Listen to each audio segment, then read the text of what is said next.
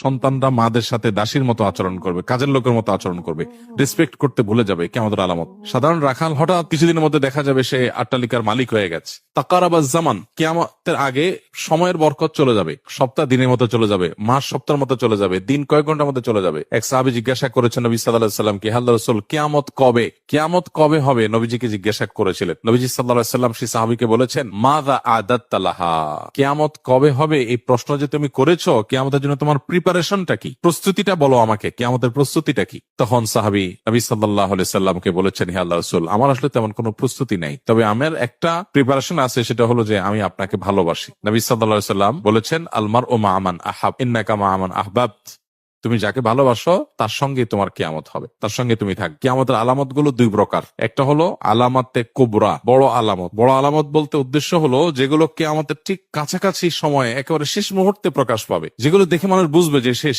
আর সুযোগ নাই। যেমন সূর্য প্রতিদিন পূর্ব দিক থেকে উঠে, ওই দিন পশ্চিম দিক থেকে উঠবে, তখন সবাই বুঝে যাবে যে হ্যাঁ শেষ।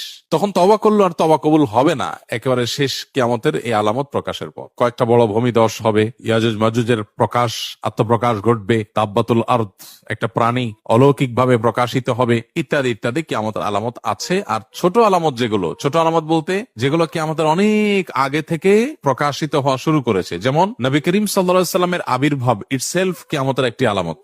কিয়ামতের আলামত মানেই কিন্তু নেগেটিভ কিছু না। আমরা মনে করি কিয়ামতের আলামত মানেই খারাপ কিছু, এটা সবসময় জরুরি না। বেশিরভাগ আলামতই হয়তো, বা একটা উল্লেখযোগ্য সংখ্যা আলামতই হয়তো নেগেটিভ বা খারাপ জিনিস, অপ্রত্যাশিত জিনিস, কিন্তু কিয়ামতের অনেক আলামত আছে যেগুলো আসলে খারাপ কিছু না। যেমন নবী সাল্লাল্লাহু আলাইহি সাল্লামের আগমন, তার আবির্ভাব, এটা কিয়ামতের একটি আলামত। তার মানে এটা একটা ইন্ডিকেটর যে সৃষ্টি জগৎ তার পরিণতির দিকে যাচ্ছে, তারপরে আর নতুন কোন নবী রাসূল আসবে না। সো এরপরে আসবে কি?